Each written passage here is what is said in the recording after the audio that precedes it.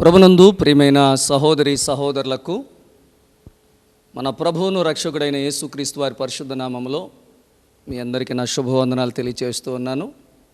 మరొకసారి మనమందరం కూడా ఈ రీతిగా యూట్యూబ్ జిఎన్ఎఫ్ లైవ్ ఛానల్ ద్వారా మనమందరం కూడా కలిసి దేవుని యొక్క వాక్యాన్ని ధ్యానించడానికి, దేవాది దేవుని ఆరాధించడానికి కృపనిచ్చిన దేవునికి కృతజ్ఞత వందనాలు స్తోత్రాలు చెల్లిస్తూ ఉన్నాను. ముఖ్యంగా ధన్యతలు అనే అంశం మీద మరి ఇప్పటి వరకు 3 ధన్యతలు మనం నేర్చుకున్నాం. ఈరోజు 4వ ధన్యతను మనం నేర్చుకోబోతూ ఉన్నాం. మొదటిగా ఆత్మ విషయమై దీనులైన వారు ధన్యులని, పరలోక రాజ్యం వారిదని, దుఃఖపడువారు ధన్యులని, వారు ఓదార్చబడుదురని, నీతి కొరకు ఆకలి దప్పులు గలవారు ధన్యులని, వారు తృప్తిపరచబడతారని ప్రియులరా మనం నేర్చుకున్నాం. భూలోకాన్ని స్వతంత్రించుకుంటారని నేర్చుకున్నాం. ఈరోజు మత్తయి సువార్త 5వ అధ్యాయము 6వ వాక్యాన్ని మనము ధ్యానం చేద్దాం. బైబిల్ గ్రంథాలు ఉన్నవారు మీ బైబిల్ గ్రంథాన్ని తెరిచి వాక్యం కొరకు సిద్ధపడాలని ముందుగా మనము ప్రార్థనతో మరి కార్యక్రమాన్ని ప్రారంభించుకుందాం. దయచేసి అందరూ కూడా ప్రార్థనాపూర్వకంగా ఉన్నట్లయితే ప్రార్థనతో వాక్య భాగంలో మనం ముందుకు సాగుదాం. ప్రార్థన చేసుకుందాం. మహాపరిశుద్ధుడైన మా దేవా, మమ్మల్ని మిక్కిలిగా ప్రేమించుచున్న ప్రియమైన పరలోకపు తండ్రి, సృష్టికర్త, జీవాధిపతివైన దేవా, మీ యొక్క పరిశుద్ధమైన ఘనమైన ఉన్నతమైన నామమును బట్టి మీకు వందనాలు స్తోత్రాలు తండ్రి. ఇంతవరకు మీ కృపలో కాపాడి నడిపించారు. గత కొన్ని దినాలుగా ఈ జిఎన్ఎఫ్ యూట్యూబ్ ఛానల్ ద్వారా మరి తండ్రి లాక్డౌన్ పరిస్థితుల్లో ఒకరికొకరము పరస్పరంగా మేము కలుసుకోలేకపోయినప్పటికీ సంఘముగా సమాజంగా కూడి మిమ్మల్ని ఆరాధించే భాగ్యం నాయన మాకు లేనప్పటికీ ఈ లైవ్ ఛానల్ ద్వారా ప్రభువా మేమందరము ఈ రీతిగా కలుసుకోవడానికి, మీ వాక్యాన్ని ధ్యానించడానికి మీరు మాకు ఇచ్చిన కృపను బట్టి మీకు వందనాలు స్తోత్రాలు చెల్లిస్తూ ఉన్నాం. అయ్యా, ధన్యతల అంశంలో 3 ధన్యతలు నేర్చుకున్నాం. ఈరోజు 4వ ధన్యత మీ పాదాల చెంత మేము నేర్చుకోవడానికి సిద్ధపాటు కలిగి ఉన్నాం. నాయనా, మీ యొక్క దివ్యమైన సందేశాన్ని అయ్యా మరొక ధన్యతను గూర్చి నాయనా మీరు మాకు నేర్పిస్తూ ఉన్నప్పుడు మరి నేర్చుకునేటటువంటి మనస్సును, ఆ జ్ఞానమును, తెలివిని మా అందరికీ దయచేయండి. ప్రభువా, విత్తబడే ప్రతి మాట కూడా అందరి హృదయాల్లో నాటింపబడ్డానికి మీ కృప దయచేయమని కోరి ప్రార్థన చేస్తూ ఉన్నాం. నాయన, లోతైన సంగతులను మీరే మాకు నేర్పించి మా ఆత్మీయ జీవితాలు వెలుగొందటానికి కృప అనుగ్రహించమని, మహిమ ఘనత ప్రభావాలు మీరే పొందుకోమని రక్షకుడైన యేసుక్రీస్తు వారి పరిశుద్ధ నామంలో మిక్కిలి వినయముగా బ్రతిమలాడి వేడుకొనిచున్నాను పరమ తండ్రి. Amen, amen.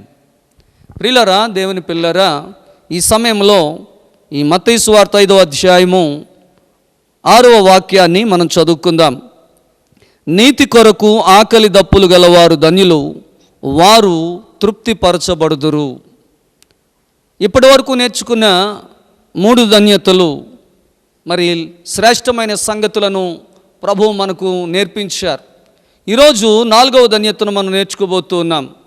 నీతి కొరకు ఆకలి దప్పులు గలవారు ధన్యులని, వారు తృప్తిపరచబడతారు అని స్పష్టంగా తేటగా ప్రభు సెలవిస్తూ ఉన్నారు. నీతి, నిజాయితీ అనేది బైబిల్లో కనిపించేటటువంటి శ్రేష్టమైన మాట, చాలా ఉన్నతమైన, అతి విలువైనటువంటి మరి మాట, గొప్ప మాట అని చెప్పి నేను ప్రభు పేరిట మీ అందరికీ తెలియచేస్తూ ఉన్నాను. బైబిల్లో ప్రియులరా, నీతి, నిజాయితీ, న్యాయం లేదా ఇలాంటి అర్థాన్నిచ్చేటటువంటి పదాలు ఇంచుమించుగా బైబిల్లో దాదాపుగా 740 సార్లు కనిపిస్తాయటండి. దాదాపుగా 740 సార్లు. ఏ విధంగా అంటే నీతి, నిజాయితీ, న్యాయం, ఇలా మరి ఇంచుమించుగా ఇదే అర్థాన్ని ఇచ్చేటటువంటి పదాలు మరి 740 సార్లు బైబిల్ గ్రంథంలో మనకు కనిపిస్తూ ఉన్నాయని మరి చూస్తూ ఉన్నాం. దేవుడు పరిపూర్ణ న్యాయవంతుడు. దేవాది దేవుడు పరిపూర్ణమైనటువంటి న్యాయవంతుడు. ఆయన రాజ్యం, ఆయన ఉద్దేశాలు నీతి, నిజాయితీ కలిగినవి. ఆయన రాజ్యము, ఆయన ఉద్దేశాలు కూడా ఎలాంటివట? మరి నీతి, న్యాయము లేదా నీతి, నిజాయితీ కలిగినటువంటివి, న్యాయమైనటువంటివి అనే విషయాన్ని మనం జ్ఞాపకం చేసుకోవాలి.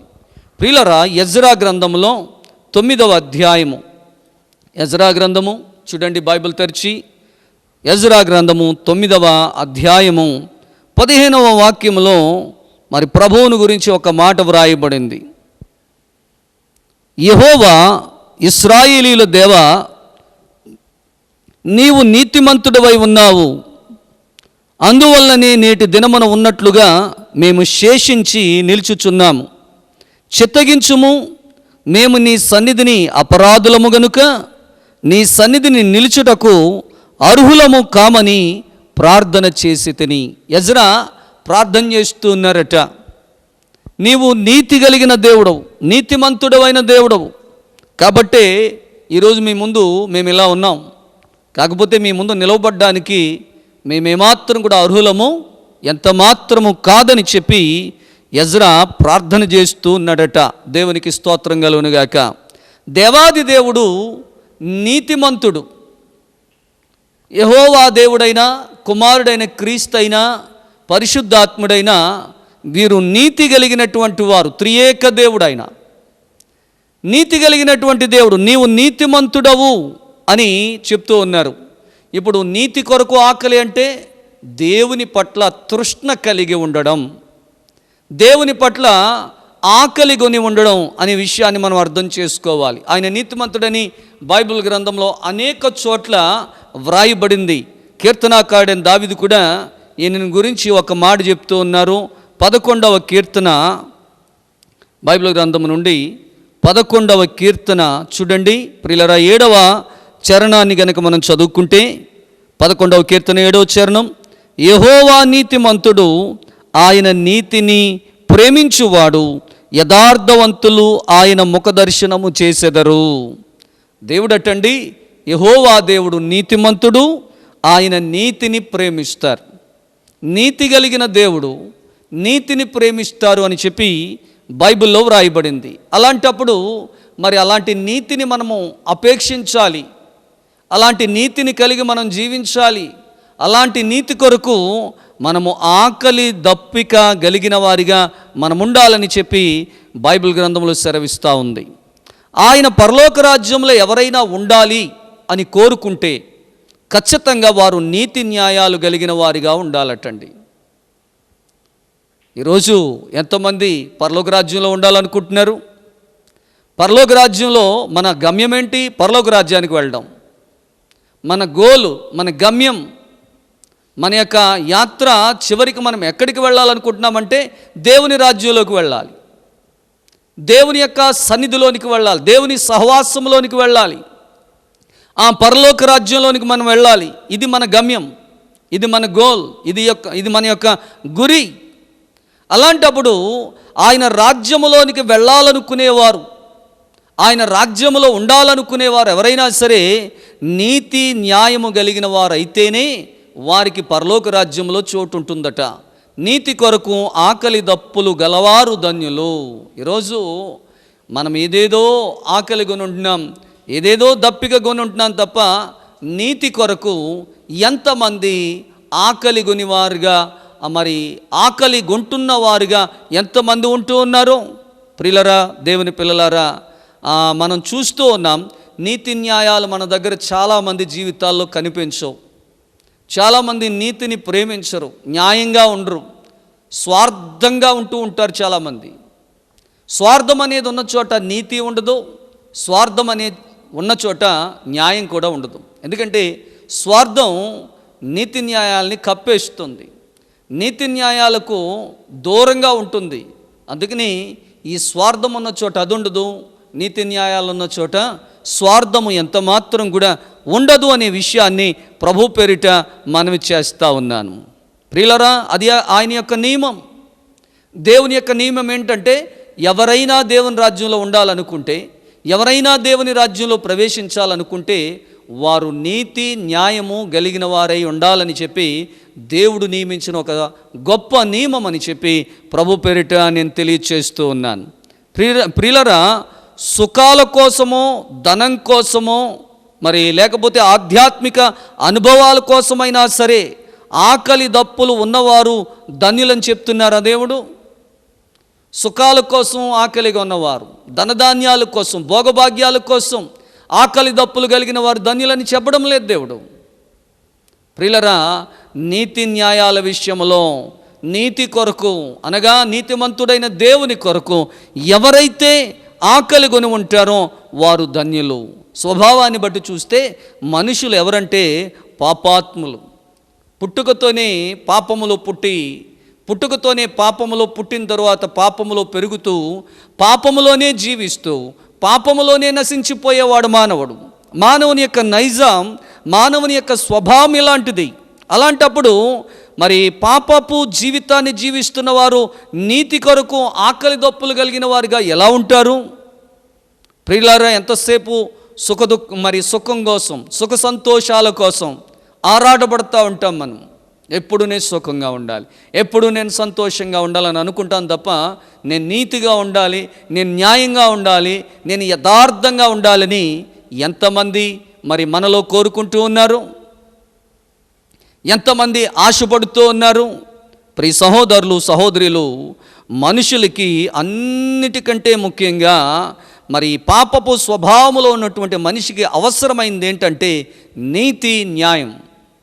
ఈ పాపంలో నుంచి మనం బయటికి రావాలంటే, దేవుని రాజ్యంలో మనం చేర్చబడాలంటే, దేవుని రాజ్యంలో మనకు చోటు దొరకాలంటే ప్రియులరా, ఆ పాపపు స్వభావాన్ని విడిచిపెట్టి పాపములో వచ్చే ఆ సుఖాన్ని కోరుకోకుండా నీతి న్యాయాల కోసం మనము ఆకలి గునివారిగా, ప్రాముఖ్యమైనటువంటి దాని కొరకు ప్రత్యేకమైన శ్రద్ధ కలిగిన వారిగా మనం ఉండాలని దేవుని యొక్క వాక్యము సెలవిస్తూ ఉంది.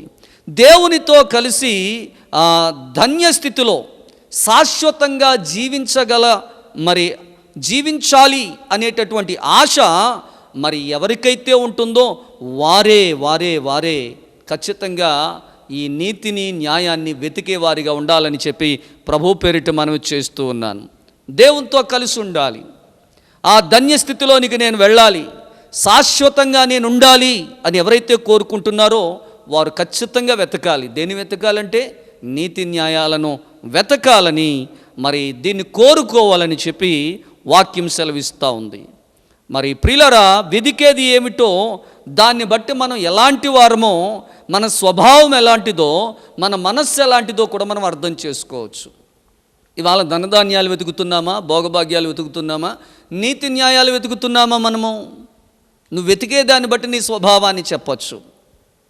ఇవాళ నాకేమీ లేకపోయినా పర్వాలేదు, నేను నీతిగా న్యాయంగా ఉండాలనుకుంటున్నానంటే నీ స్వభావం తెలుస్తుంది. అదేం కాదు, నాకు నీతి ఏమైపోయినా అవసరం లేదు, న్యాయం లేకపోయినా పర్వాలేదు, సుఖ సౌఖ్యాలు కావాలి, భోగభాగ్యాలు కావాలి, నేను ఉన్నతమైన స్థితిలోనికి నేను వెళ్ళిపోవాలి, అందరికంటే గొప్పవాడిగా గొప్పదానిగా నేను ఉండాలి. ప్రియులారా, ఏం వెతుకుతున్నాం మనం ఈరోజు? ఎలాంటి వాటిని వెతుకుతున్నాం మనము? ప్రియులారా, మనం వెతికే దాన్ని బట్టి మనం ఎలాంటి వాళ్ళమో అర్థం చేసుకోవచ్చు. మన స్వభావం ఎలాంటిదో క్రీస్తులో నమ్మకం పెట్టడం ద్వారా దేవుని పిల్లలైన వారు ఎవరైనా సరే నీతి న్యాయాలను కోరుకుంటారు లేదా అపేక్షిస్తారు. అంతేకాని లోక సంబంధమైన వాటిని ఎంత మాత్రం కూడా వారు కోరుకోరు. ఎలీషా దగ్గరికి నయమాను వెండి బంగారాలు, భోగభాగ్యాలు, ధనధాన్యాలు అన్నీ తీసుకుని వచ్చాడు. మరి ఎలీషా కోరుకున్నాడా? ఎలీషాకు కావాల్సింది ధనధాన్యాలు, భోగభాగ్యాలు అయితే ఏలియా పిలిచినప్పుడే భూములు విడిచిపెట్టి, పొలాన్ని విడిచిపెట్టి, ఎడ్లను విడిచిపెట్టి, అరకను విడిచిపెట్టి వచ్చేవాడు కాదు.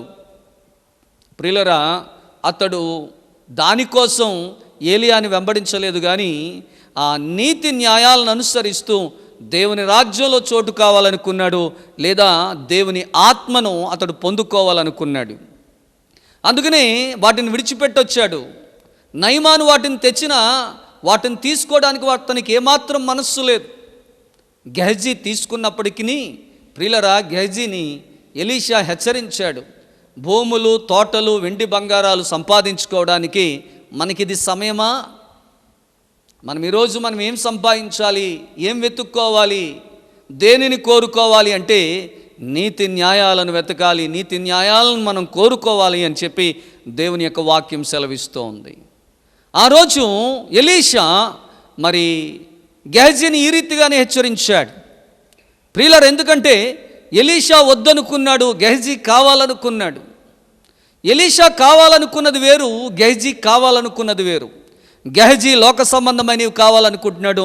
ఎలీషా ఏలియాని వెంబడించినప్పుడు ఆత్మ సంబంధమైనవి కావాలని కోరుకుంటూ ఉన్నాడు. ఇతనేమో దేవుని ఆత్మ కావాలని కోరుకుంటే, మరి గెహజీ ఏమో లోక సంబంధమైన ధనధాన్యాలు భోగభాగ్యాలు కావాలని కోరుకుంటున్నాడు. నా యజమానికి మనస్సు లేదు, కానీ నాకు మనస్సు ఉందంటున్నాడు గెహజీ. నా యజమాని దాన్ని తీసుకోవడానికి ఇష్టపడడం లేదు, కానీ నేను తీసుకోవడానికి నేను ఇష్టపడుతున్నాను అంటున్నాడు గెహజీ. ప్రియ సహోదరులు సహోదరులు, ఈరోజు ఆ వెతికే విధానాన్ని బట్టే మనిషి స్వభావం ఏంటో, మనిషి ప్రవర్తన ఎలాంటిదో, మనిషి ఆలోచన ఎలాంటిదో, మనిషి యొక్క గుణగణాలు ఎలాంటివో కూడా మనం ఈజీగా సులువుగా అర్థం చేసుకోవచ్చు అని చెప్పి ప్రభు పేరిట మనవి చేస్తూ ఉన్నాను. ఇవాళ దేవుని పిల్లలు ఏం కోరుకుంటారండి? దేవుని పిల్లలకి ఏది కావాలండి? ఏం వెతుకుతున్నారండి అంటే, యోహాను సువార్తలో మొదటి అధ్యాయము, యోహాను సువార్త మొదటి అధ్యాయం చూడండి, బైబిల్ గ్రంథాన్ని తెరిచి మొదటి అధ్యాయము 12 అలాగే 13 వచనాలు, 2 వచనాలు చదువుకుందాం. యోహాను సువార్త మొదటి అధ్యాయము 12, 13 వచనాలు. తనను ఎందరూ అంగీకరించురో వారికందరికీ, అనగా తన నామమునందు విశ్వాసముంచిన వారికి దేవుని పిల్లలగుటకు ఆయన అధికారము అనుగ్రహించెను. వారు దేవుని వలన పుట్టిన వారే గాని రక్తము వలనైనను శరీరేచ్ఛ వలనైనను మనుషేచ్ఛ వలనైనను పుట్టినవారు కారు అంటున్నారు. ఇక్కడ ప్రియులారా, ప్రభువును అంగీకరించాలి. ఇక్కడ ధనాన్ని అంగీకరించడానికి ఎలీషాకు మనస్సు లేదు, కానీ ప్రభువును అంగీకరించాడు. గెహజీకి ప్రభువును అంగీకరించాడో లేదో తెలియదు, కానీ ధనాన్ని మాత్రం అంగీకరిస్తున్నాడు, కోరుకుంటున్నాడు. ఇక్కడ వాక్యం ఏం చెప్తుందంటే, దేవుని పిల్లలు ఏమి అంగీకరిస్తారట? దేవుణ్ణి అంగీకరిస్తారు, తండ్రిని అంగీకరిస్తారు. ఎందుకంటే ఆయన నీతిమంతుడు కాబట్టి. నీతి కొరకు ఆకలి ఉండాలి, అనగా నీతిమంతుడైన దేవుని కొరకు మనం అపేక్ష కలిగి ఉండాలి. నీతిమంతుడైన దేవుని కొరకు మనము ఆశ కలిగి ఉండాలి. ప్రియ సహోదరులు సహోదరులు, ఈరోజు ఉందా నీకు ఆకలి? దేవుని కొరకు, నీతిమంతుడైన ఆ క్రీస్తు కొరకు ఉందా నీకు ఆ యొక్క ఆకలి, ఆ అపేక్ష ఉందా నీకు? ఈ వాక్యం వింటున్నా, ఈ వాక్యాన్ని వీక్షిస్తున్న మీలో ఎంతమంది మరి నీతిమంతుడైన దేవుని కొరకు మీరు ఆకలి కొని ఉన్నారు, మీరు తృష్ణ కొని ఉన్నారు? ఎంతమంది ఆయన కొరకు ఎదురు చూస్తూ ఉన్నారు? ప్రియ సహోదరులు సహోదరులు, గమనించాలని నేను కోరుతూ ఉన్నాను.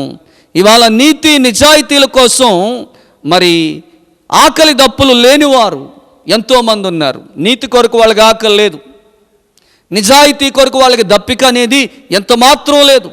ఆత్మ సంబంధంగా అలాంటి వారందరూ కూడా చనిపోయిన వారితో సమానం.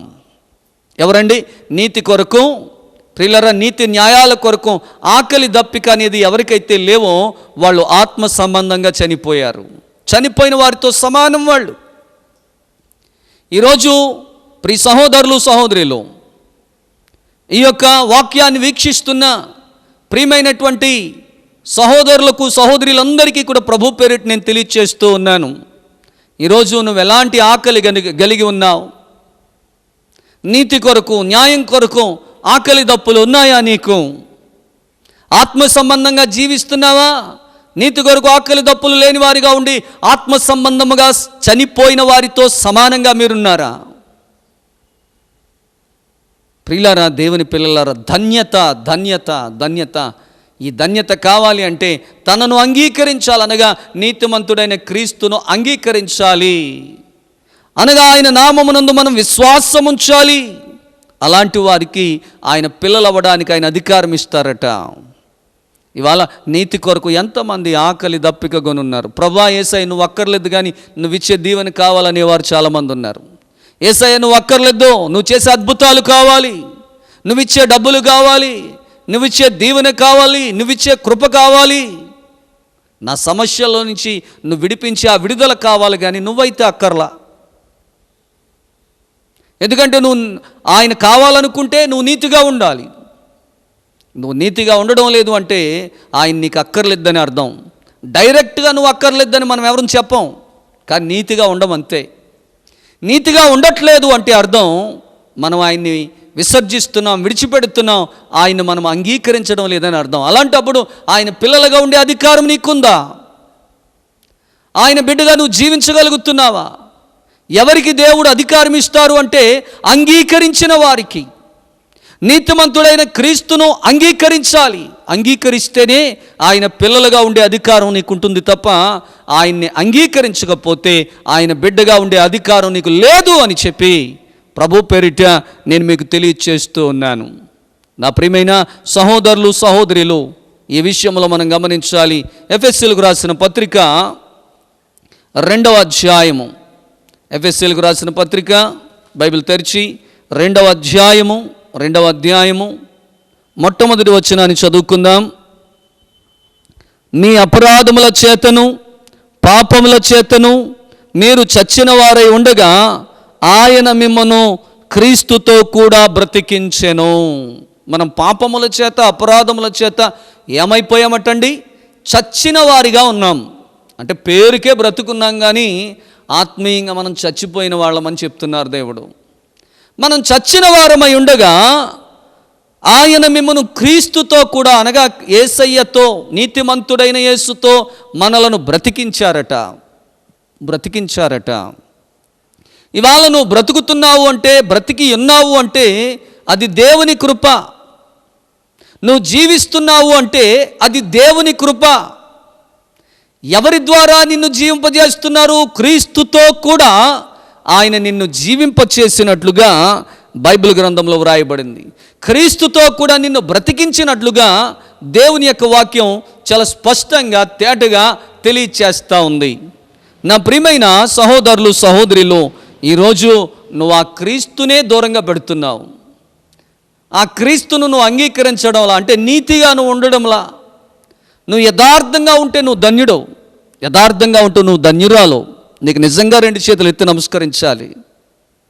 ప్రియులరా, నేను యథార్థంగా ఉన్నవారిని గురించి నేను చెప్పడంలా, ఎవరైతే యథార్థత లేకుండా జీవిస్తున్నారో, ఎవరైతే నీతిని న్యాయాన్ని అనుసరించకుండా జీవిస్తున్నారో వారికి ప్రభు పేరిట ప్రేమతో తెలియచేస్తూ ఉన్నాను, మృదువుగా తెలియచేస్తున్నాను, ప్రేమతో బ్రతిమలాడుతున్నాను.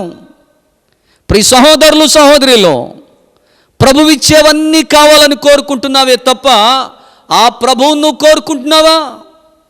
ప్రభు ఇచ్చే దీవెనలు, ప్రభు ఇచ్చే ఆశీర్వాదాలు, ప్రభు ఇచ్చే భోగభాగ్యాలు, ప్రభు ఇచ్చే సుఖశాంతులు అన్నీ కావాలి, కానీ నీ తక్కర్లా. నీకు ఇతరుల పట్ల నువ్వు ప్రవర్తించిన తీరు చూస్తే నీకు స్వార్థమే కనిపిస్తుంది తప్ప నీతి న్యాయము అనేది ఎంత మాత్రం కూడా కనిపించట్లేదు.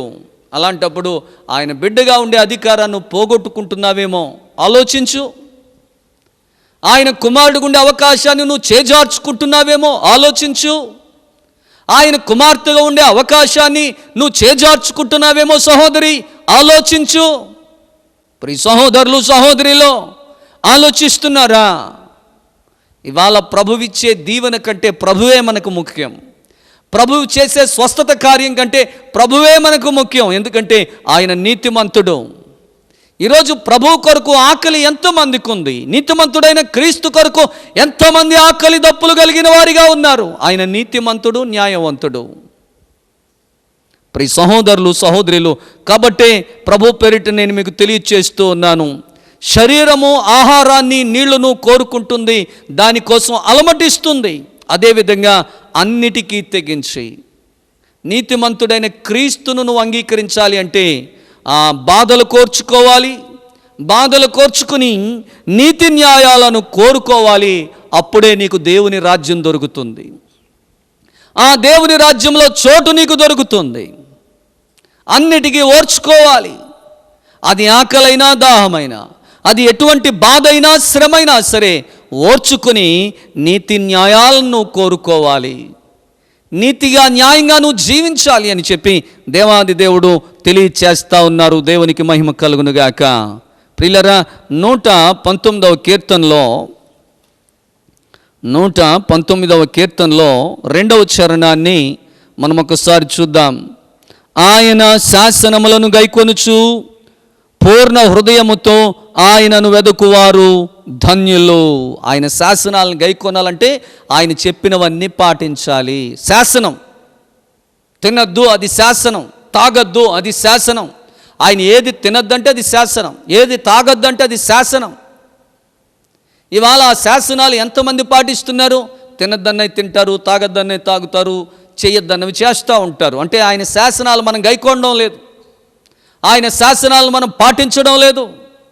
ప్రియ సహోదరులు సహోదరులు, ఆయన శాసనములను గైకొనొచ్చు పూర్ణ హృదయముతో ఆయనను వెదికేవారు ధన్యులు. పరిపూర్ణంగా అంటే పూర్ణ హృదయం అంటే చాలా ఇష్టం అంటాం చూసారా మనం. పూర్ణ హృదయంతో అంటే నాకు చాలా ఇష్టం, మరి నాకు చాలా ఇష్టమైన దానికోసం నేను ఏమైనా చేస్తాను. ప్రియులరా, పూర్ణ హృదయంతో అంటే పూర్తి ఇష్టతతో, పూర్తిగా పూర్తిగా పూర్తిగా పూర్ణ హృదయంతో ఆయన వెతకాలి.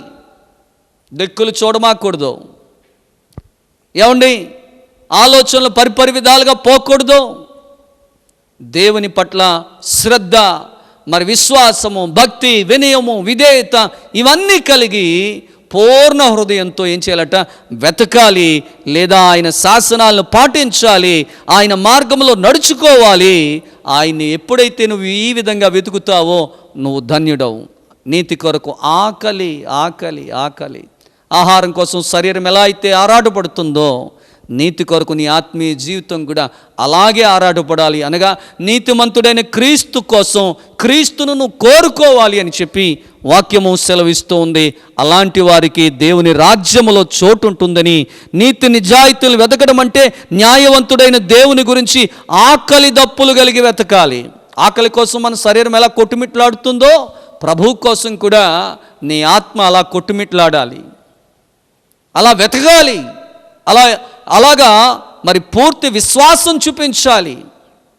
దానికోసం తృష్ణ కొనాలని చెప్పి దేవుని యొక్క వాక్యము సెలవిస్తూ ఉంది. హల్లెలూయా. నా ప్రియమైన సహోదరులు సహోదరులు, అపోస్తుల కార్యాల గ్రంథం 3వ అధ్యాయము చూడండి. అపోస్తుల కార్యాల గ్రంథం 3వ అధ్యాయంలో ఒక మాట మనం చూద్దాం. 3వ అధ్యాయం 14వ వచనం చూడండి. మీరు పరిశుద్ధుడును నీతిమంతుడునైన వానిని నిరాకరించి నరహంతకుడైన మనుష్యుని మీకు అనుగ్రహింపమని అడిగితిరి. బైబిల్ ఇక్కడ చెప్తూ ఉన్నాడు ఇశ్రాయేలీయుల గురించి. ప్రియులరా, నీతిమంతుడైన యేసు కావాలా బరబ్బా కావాలని అడిగితే, అలనాడు ఆయనకు అన్యాయపు తీర్పు తీర్చేటప్పుడు అక్కడ ఉన్నటువంటి మరి లంచం తీసుకొని అబద్ధపు సాక్ష్యాలు చెప్పడానికి వచ్చిన ప్రజలు కొంతమంది అంటున్నారట, మాకు బరబ్బాయే కావాలి, యేసు ప్రభువును ఉరి తీసేయండి అన్నారట. యేసు ప్రభువుని సిలువేసేయండి, ఉరి తీయడం కాదు, సిలువేసేయండి. మరి యేసు ప్రభువుని విడిచిపెట్టద్దు. ఆ యొక్క దుర్మార్గుడు, అలాగే విప్లవకారుడు, ఆ మోసగాడైనటువంటి ఆ బరబ్బానే మా కోసం విడుదల చేయండి అని చెప్పి ఒక దొంగను, ఒక విప్లవకారుణ్ణి విడుదల చేయమని కోరుకుంటున్నారంట. కానీ నీతిమంతుడైన యేసును సిలువ వేయమని అన్నారట. ఆ మాట ఇక్కడ జ్ఞాపకం చేస్తున్నాడు ఈయన. ప్రియులారా, అపోస్తుల కార్యాల గ్రంథంలో ఈ యొక్క 3వ అధ్యాయం 14వ వచనంలో, మీరు పరిశుద్ధుడును నీతిమంతుడునైన వానిని నిరాకరించి నరహంతకుడైన మనిషిని మీకు అనుగ్రహింపమని అడిగితిరి. మీరు జీవాధిపతిని చంపితిరి గాని దేవుడు ఆయనను మృతులలో నుండి లేపెను, అందుకు మేము సాక్షులము అంటున్నాడు పేతురు గారు, మరి అపోస్తులైన పౌలు గారు. దేవునికి స్తోత్రం చెల్లిందాం. హల్లెలూయా. పేతురు గారు ఈ విషయాలను స్పష్టంగా తేటగా తెలియచేస్తూ ఉన్నాడు ఈ అపోస్తుల కార్యాల గ్రంథంలో. నా ప్రియమైన సహోదరులు సహోదరులు గమనించాలి. ఇవాళ ఏం కోరుకున్నారట ప్రజలు? యేసు ప్రభువును మరి విడిపించేస్తాను అని అన్నప్పుడు వద్దంటున్నారు వాళ్ళు. ఒక ఖైదీని విడిచిపెట్టడం కద్దు కదా, పోనీ ఆ విధంగా అయినా యేసు ప్రభు వారిని విడిచిపెట్టాలని చూసాడట పిలాతు. మరి యేసు ప్రభువుని విడిచిపెట్టినా లేకపోతే ఆ బరబ్బాని విడిచిపెట్టినా అని అడిగితే బరబ్బాయే కావాలి, ఆయన మాత్రం సిలువేసేయండి, ఆయనను మాత్రం సిలువేయండి, సిలువేయమని కేకలేస్తూ ఉన్నారు. అందుకనే చెప్తున్నారు ఈయన, మరి మీరు ఆ రోజు మరి దొంగను నరహంతకుణ్ణి కోరుకున్నారే తప్ప నీతిమంతుడు పరిశుద్ధుడైనటువంటి వానిని మీరు నిరాకరించారు. ఇవాళ చాలామంది ప్రజలు నీతిమంతుడు పరిశుద్ధుడైన యేసుని నిరాకరిస్తూనే ఉన్నారు. ఇంకా కూడా గుడికి వెళ్ళే వాళ్ళలో కూడా, ప్రభువుని నమ్ముకున్నాననే వారిలో కూడా యేసునే నిరాకరిస్తున్నారు. ఎందుకంటే యేసు ఇచ్చేవి కావాలి కానీ యేసు అక్కర్లేదు వాళ్ళకి. యేసు ఇచ్చే దీవెనలు కావాలి, యేసు ఇచ్చే ఆశీర్వాదాలు కావాలి, యేసు చేసే అద్భుతాలు కావాలి, యేసు ఇచ్చే స్వస్థతలు కావాలి, యేసు ఇచ్చేవన్నీ కావాలి. కానీ ఎవరు అక్కర్లేదట? యేసు అక్కర్లా. అవి ఉంటే చాలు, దీవెనలు ఉంటే చాలు, మరి భోగభాగ్యాలు ఉంటే చాలు. అంటే లోక సంబంధమైన వాటిని వెతుక్కుంటున్నాం తప్ప ఆత్మ సంబంధమైన వాటిని, నీతి కొరకు ఆకలి దప్పులు కలిగేటటువంటి ఆ విధానం అయితే, అపేక్ష అయితే, కోరిక అయితే మనలో చాలామందికి ఉండడం లేదని చెప్పి దేవుని యొక్క వాక్యం సెలవిస్తూ ఉంది. దేవునికి మహిమ కలుగునుగాక. పేతురు గారు రాసిన మొదటి పత్రిక 2వ అధ్యాయము 21, 22 వచనాలు మనం చూసినప్పుడు, క్రీస్తు కూడా మీ కొరకు బాధపడి మీరు తన అడుగు జాడల యందు నడుచుకొనున్నట్లు మీకు మాదిరి ఉంచిపోయెను. ఆయన అడుగు జాడల్లో మనం నడుచుకోవాలి. కానీ ఎవరు అడుగు జాడల్లో నడుచుకుంటున్నా? ఇవాళ మనకు మాదిరిగా ఉంచినట్లుగా మన కోసం బాధపడ్డాడు ఆయన.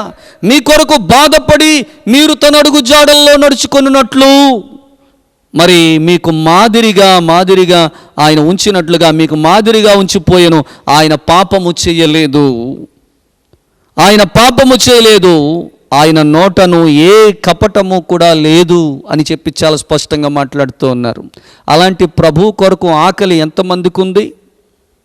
నేను శరీర సంబంధమైన ఆకలి గురించి మాట్లాడడంలా, ఆత్మ సంబంధమైన ఆకలి గురించి చెప్తూ ఉన్నాను.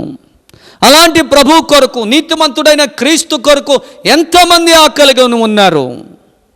ప్రియులారా, ఆయన మనకు మాదిరి చూపించారు. అలాంటి మాదిరి నీ జీవితంలో ఉందా? నీ తర్వాత తరం వారికి అలాంటి మాదిరి కలిగి నువ్వు జీవించగలుగుతున్నావా? ప్రియ సహోదరులు, దయచేసి ఈ విషయాన్ని మీరు గమనించాలని కోరుతూ ఉన్నాను. అలాగే 3వ అధ్యాయం 18వ వచనం, ఇదే పేతురు గారు రాసిన మొదటి పత్రికలో 3వ అధ్యాయం 18వ వచనంలో మనం చూస్తాము, యాలయనగా మనలను దేవుని యొద్దకు తెచ్చుటకు అనీతిమంతుల కొరకు నీతిమంతుడైన క్రీస్తు శరీర విషయములో చంపబడి ఆత్మ విషయములో బ్రతికింపబడి పాపముల విషయములో ఒక్కసారే శ్రమపడెను. చూడండి ప్రియులరా, చాలా స్పష్టంగా చెప్తూ ఉన్నారు, మనలను దేవుని దగ్గరికి తేవడానికి. అలాగే అనీతిమంతులమైన మన కొరకు, అనీతిమంతుల కొరకు నీతిమంతుడైన క్రీస్తు శరీర విషయంలో చంపబడ్డాడు. ఆయన నీతిమంతుడైన యేసు అనీతిమంతుల కోసం ఆయన మరణించినట్లుగా, చంపబడినట్లుగా బైబిల్ గ్రంథంలో వ్రాయబడింది. ప్రియ సహోదరులు, సహోదరులు, దయచేసి ఈ సమయంలో మీరు గమనించాలి, ఎవరు ఈ అనీతిమంతులంటే మనమే. పాపంలో పుట్టి పాపంలో జీవిస్తున్నటువంటి వారము మనమే అనీతిమంతులము. మరి నీతిమంతుడు ఎవరయ్యా అంటే నీతిమంతుడు క్రీస్తు. ఆ నీతిమంతుడైన క్రీస్తు అనీతిమంతులమైన మనల్ని ప్రభు దగ్గరికి, పరమ తండ్రి దగ్గరికి చేర్చడానికి శరీర విషయంలో శ్రమపడి మన కొరకు చనిపోయినట్లుగా బైబిల్ గ్రంథంలో వ్రాయబడింది. దేవునికి మహిమ కలుగునుగాక. హల్లెలూయా. ప్రియులరా, అలాంటి నీతిమంతుడి కోసం మీలో ఎంతమంది ఆకలి దప్పిక కలిగిన వారిగా ఉన్నారు? నీతి కొరకు ఆకలి దప్పులు గలవారు, దాహం, మరి శరీర సంబంధమైన దాహం ఇస్తే ఆ నీరు తాగే వరకు దాహం తీరదు. శరీర సంబంధమైన ఆకలి వేస్తే ఆ భోజనం చేసే వరకు, ఆహారం తినే వరకు మన ఆకలి తీరదు. మరి నీతి కొరకు ఆకలి దప్పిక అంటే ఆయన్ని అంగీకరించినప్పుడు, ఆయన శాసనాలను గైకొన్నప్పుడు, ఆయన చిత్తానుసారంగా జీవించినప్పుడు. ఆహారం కోసం ఆకలి కొనిన వ్యక్తి ఎలా ఉంటాడో, దాహం కోసం, మరి నీరు తాగడం కోసం దాహం కొనిన వ్యక్తి ఎలా అయితే ఉంటాడో, నీతిమంతుడైన క్రీస్తు కొరకు ఆత్మీయంగా ఆయన పిల్లలుగా జీవించేవారు కూడా అదే రీతిగా, అదే విధమైనటువంటి అపేక్షతో, ఆశతో ఉండాలి అని చెప్పి దేవుని యొక్క వాక్యము స్పష్టంగా తేటగా తెలియచేస్తూ ఉంది. దేవునికి మహిమ కలుగునుగాక. నా ప్రియమైన సహోదరులు, సహోదరులు, అలాంటి ఆకలి దప్పిక నీలో ఉందా? ఈరోజు అలాంటి వారు తృప్తిపరచబడతారు. ఏంటయ్యా మనకి తృప్తి అంటే, ఆ ధన్యకరమైన దేవుని రాజ్యంలో చేర్చబడిన తర్వాతే మనకు తృప్తి. మనం కోరుకున్నది పొందుకున్నాకే కదా మనకు తృప్తి కలుగుతుంది. నేను లోక సంబంధమైన వాటి గురించి ఎగ్జాంపుల్గా చెప్తున్నాను తప్ప, ఇక్కడ మనం ఆలోచించాల్సింది ఆత్మ సంబంధమైన విషయాన్ని గురించి మనం ఆలోచించాలి. మనం ఏదైనా ఇష్టమైనది తిన్నప్పుడు మనకి తృప్తి అవుతుంది. మనకి ఇష్టమైనట్టుగా మనం బ్రతికినప్పుడు మనకి తృప్తి అవుతుంది. ఆత్మీయ జీవితంలో ఎప్పుడయ్యా తృప్తి అంటే దేవుని రాజ్యంలో అడుగు పెట్టేకే మనకు తృప్తి. అందుకనే నీతి కొరకు ఆకలి దప్పులు గలవారు ధన్యులు, వారు తృప్తిపరచబడతారని చెప్పి స్పష్టంగా తేటగా ఆయన తెలియచేస్తూ ఉన్నారు. నా ప్రియమైన సహోదరులు సహోదరులు, ఈరోజు అలాంటి ఆకలి దప్పిక నీవు కలిగి జీవిస్తున్నావా? నువ్వు తృప్తిపరచబడాలి అంటే ఆ పరలోక రాజ్యంలో నువ్వు అడుగు పెట్టాలి. ఆ పరలోక రాజ్యంలో నువ్వు చేర్చబడాలి. నువ్వు చేర్చబడాలి అంటే నీతిమంతుడైన క్రీస్తు కొరకు ఆత్మీయమైనటువంటి ఆకలి దప్పిక అనేవి నువ్వు కలిగి జీవించాలి. అప్పుడు నీకు ఆ తృప్తిని ఆ పరమ తండ్రి నీకు ఇస్తారు అని చెప్పి దేవుని యొక్క వాక్యం సెలవిస్తూ ఉంది. ప్రియులరా, దేవుని పిల్లలరా, ఒకవేళ ఇంకా నీకు అలాంటి ఆకలి దప్పిక అనేది లేకుండా లోక సంబంధమైనటువంటి ధన వ్యామోహముతో భోగభాగ్యాలు సుఖ సౌఖ్యాల కోసం నువ్వు ఆకలి దప్పిక కలిగిన వారిగా నువ్వు జీవిస్తూ ఉన్నావేమో, శాశ్వతమైంది దేవుని రాజ్యం. శాశ్వతమైన వాడు దేవాది దేవుడు. నీతిమంతుడు మన యేసయ్య, నీతిమంతుడు మన పరమ తండ్రి. ఆ నీతిమంతుని విషయంలో నువ్వు ఆకలి దప్పిక కలిగి ఉంటే నువ్వు తృప్తిపరచబడతావు, దేవుని రాజ్యంలో నువ్వు చేర్చబడతావు అని చెప్పి ప్రభు పేరిట నేను మీకు తెలియచేస్తూ ఉన్నాను. ఎంతమంది మీలో ఆ పరలోక రాజ్యంలోనికి చేర్చబడి ఆ తృప్తిని కలిగి జీవించాలని కోరుకుంటున్నారు? అలా అయితే నీతిమంతుడైన క్రీస్తు పట్ల ఆత్మీయమైన ఆకలి, ఆత్మీయమైన దాహాన్ని నువ్వు కలిగి ఉండాలని ప్రభు పేరిట తెలియచేస్తూ ఉన్నాను. మరి అలాంటి ఆకలి నీకుందా? అలాంటి దప్పిక నీకుందా? ఒకవేళ ఇప్పటి వరకు లేకపోతే నువ్వు ఏది కోల్పోతున్నావో, ఏ విధంగా నువ్వు జీవిస్తున్నావు, ఎప్పటికైనా నువ్వు ఆలోచించుకొని నీ పరిస్థితిని, నీ స్థితిని గమనించుకొని, అయ్యా యేసయ్యా నీ కొరకు నేను ఆకలిగొని ఉంటాను, నీ కొరకు నేను దప్పికగాని ఉంటాను, అయ్యా నాకు ఆ తృప్తి కావాలి, నీ రాజ్యంలో చేర్చబడిన తృప్తి నాకు కావాలన్నవారు దయచేసి ప్రభు పాదాల చెంతకొద్దాం, ప్రార్థన చేసుకుందాం. ఒక మంచి తీర్మానంతో ప్రభువులో ముందుకు సాగిపోదామా? దయచేసి రండి, నాతో పాటుగా కలిసి ప్రార్థనలో ఏకీభవించమని చెప్పి ప్రభు పేరిట మనవి చేస్తూ ఉన్నాను. ప్రార్థన చేసుకుందాం. మహాపరిశుద్ధుడైన మా దేవ, మమ్మల్ని మిక్కిలిగా ప్రేమించుచున్న మా ప్రియమైన పరలోకపు తండ్రి, సృష్టికర్త జీవాధిపతివైన దేవ, మీ యొక్క పరిశుద్ధమైన ఘనమైన ఉన్నతమైన నామమును బట్టి మీకు వందనాలు, కృతజ్ఞత, స్తుతి, స్తోత్రాలు మేము చెల్లిస్తూ ఉన్నాం. ఈరోజు ముఖ్యంగా తండ్రి ధన్యతల్లో 4వ ధన్యతను గూర్చి మీరు మాకు నేర్పించారు. నీతి కొరకు ఆకలి దప్పులు కలిగిన వారు ధన్యులు, వారు తృప్తిపరచబడతారన్నారు. ఎందుకంటే ఈ లోకంలో మరి ఎంత జీవించినా తృప్తి లేని జీవితాలయ్యా.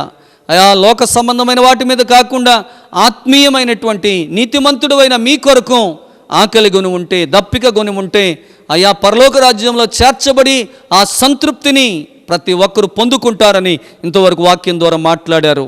ఒకవేళ అలాంటి ఆకలి ఇంకా ఎవరైనా లేకుండా ఉన్నట్లయితే, అయ్యా మీ పిల్లలుగా ఉండే విధానము కోల్పోతూ ఉన్నట్లయితే, ప్రభువా నీతిమంతుడైన నీ మీద విశ్వాసం ఉంచి ఆకలిగొని దప్పికగొని ప్రభు మిమ్మల్ని వెంబడిస్తూ మీ రాజ్యములోనికి చేర్చబడేటటువంటి భాగ్యమును ప్రతి ఒక్కరికి ప్రసాదించమని విని ఈ వర్తమానం ద్వారా ఆత్మీయంగా వారు ఎదగడానికి, ఆత్మీయంగా బలము పొందడానికి, ఆత్మీయంగా మీలో స్థిరపడడానికి మీ కృప దయచేసి తద్వారా వచ్చే సమస్తమైన మహిమ ఘనత ప్రభావాలు మీరే పొందుకోమని రక్షకుడైన యేసు క్రీస్తు వారి పరిశుద్ధ నామంలో మిక్కిలి వినయముగా బ్రతిమలాడి వేడుకుంటున్నాను పరమ తండ్రి, ఆమెన్.